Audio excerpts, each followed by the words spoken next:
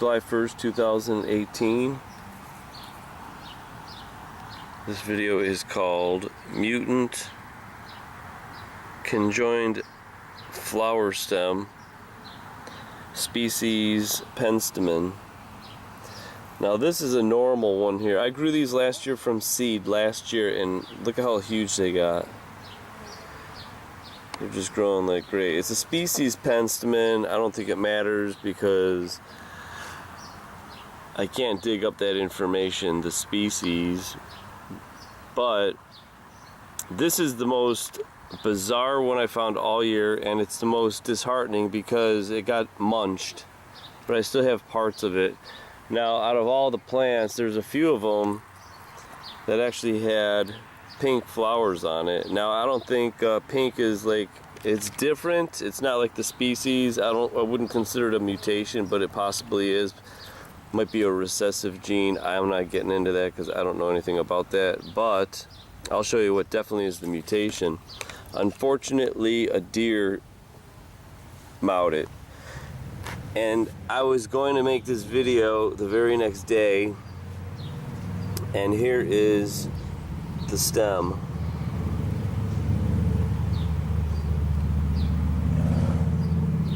Actually, it might actually been in the good, because now we could determine how many plants were in it.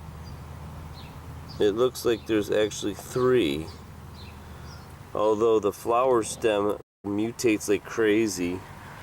There were 2 mutations on this. Now here is the long stem. Usually these stems, I would say they are about 3 feet tall with the flower on top. I couldn't believe this because I wanted to maybe save some seed from this, but this will be impossible. So here's where it got.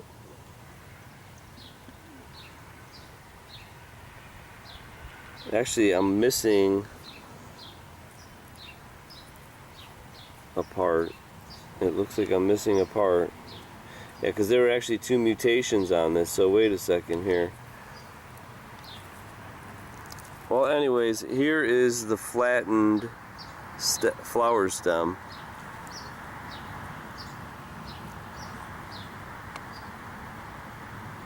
There are a ton of flowers.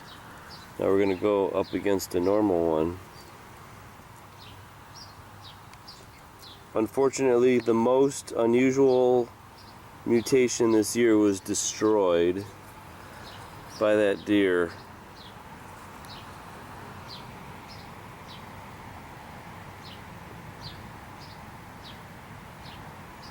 Okay, so that is just the stem,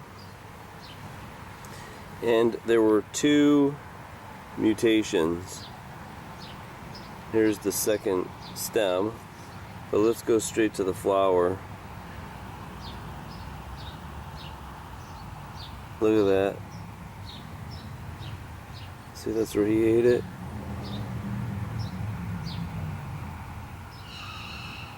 This isn't even the good one. Look at this. This thing would have bloomed out like crazy. I was quite upset. Look at this. This would have been amazing. No, this is...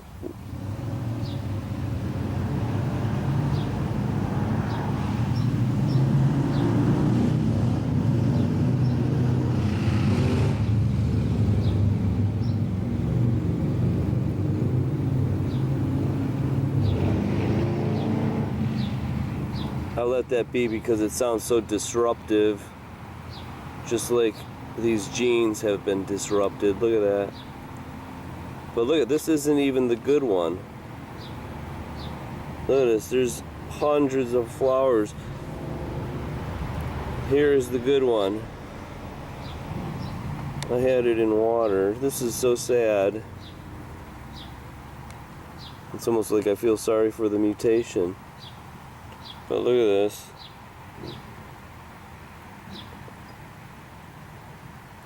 I still cannot believe that deer ate this. Look at this. This thing would have bloomed probably for about a couple. Look at this. It's incredible. This is a fasciation.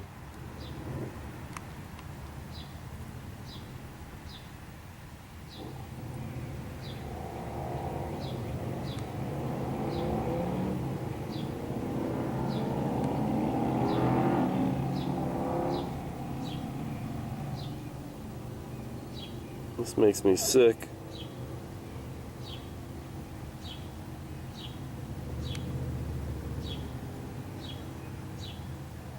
It almost looks like the DNA helix,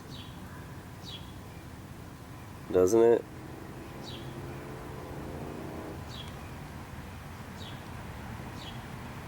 So this is the better of the mutation, and is this incredible? This is incredibly sad. It got destroyed. So, unfortunately, the best specimen ever out of the mutant garden is just gonna mush up and die. So there you go. I've got a couple more videos. There's more mutations. If this is the future, this is kind of crazy here. So there you go. A mutant conjoined Penstemon species. We'll put this together.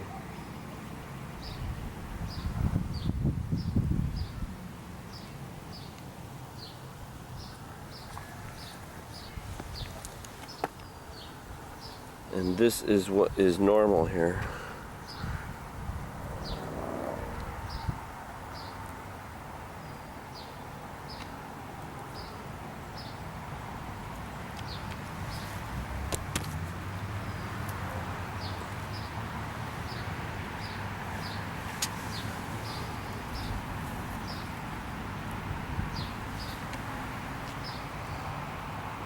Alright, well, I'm going to put some still pictures up here of what this looked like the day before it got chewed.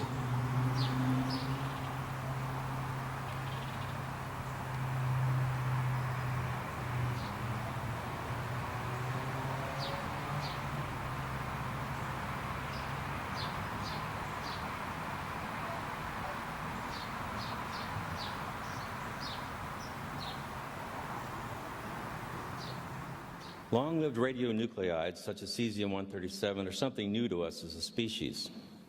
They did not exist on Earth in any appreciable quantities during the entire evolution of complex life.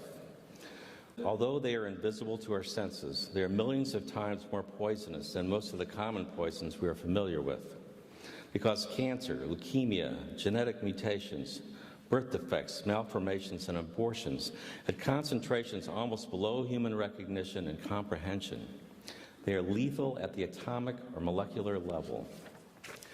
They emit radiation, invisible forms of matter and energy that we might compare to fire, because radiation burns and destroys human tissue. But unlike the fire of fossil fuels, the nuclear fire that issues forth from radioactive elements cannot be extinguished. It's not a fire that can be scattered or suffocated because it burns at the atomic level. It comes from the disintegration of single atoms. Thus, radioactivity is a term which indicates how many radioactive atoms are disintegrating in a time period. We measure the intensity of radioactivity by the rate of disintegrations and the energy they produce. 1 becquerel is equal to 1 atomic disintegration per second. 1 curie is defined as that amount of any radioactive material that will decay at a rate of 37 billion disintegrations per second. So 1 curie equals 37 billion becquerels. Sometimes these man-made radionuclides are compared to naturally occurring radionuclides, such as potassium-40, which is always found in bananas and other fruits.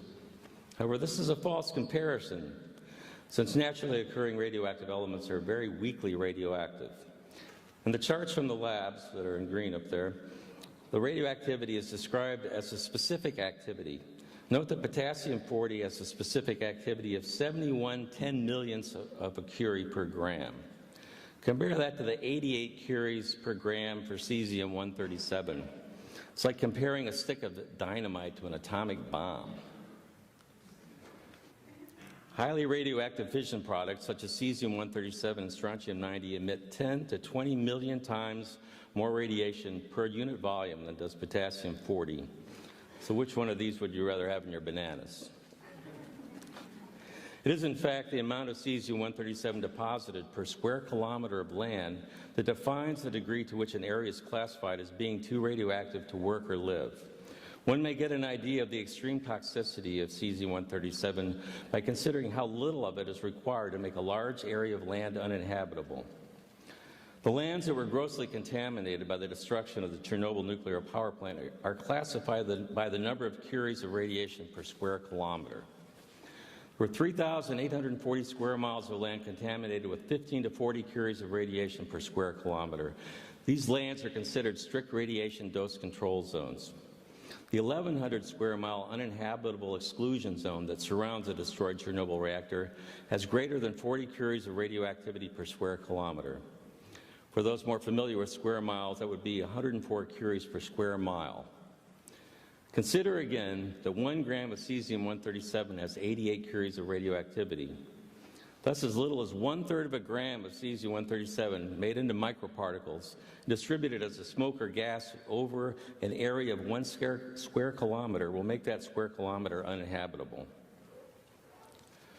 Less than 2 grams of cesium-137, a piece smaller than an American dime, if made into microparticles and evenly distributed as a radioactive gas over an area of 1 square mile, will turn that square mile into an uninhabitable radioactive exclusion zone. Central Park in New York City can be made uninhabitable by 2 grams of microparticles of cesium-137. Hard to believe, isn't it? Remember, these nuclear poisons are lethal at the atomic level. There are as many atoms in 1 gram of cesium-137 as there are grains of sand on all the beaches of the world. I hope I've made it clear that long-lived radionuclides produced by nuclear power plants are neither safe nor clean. What's suggested is a very bad idea to manufacture these nuclear poisons to try to make electricity. That it's past time we stop manufacturing them and try to manage those which we have already created, which must be isolated from the ecosystems for at least 100,000 years. Thank you.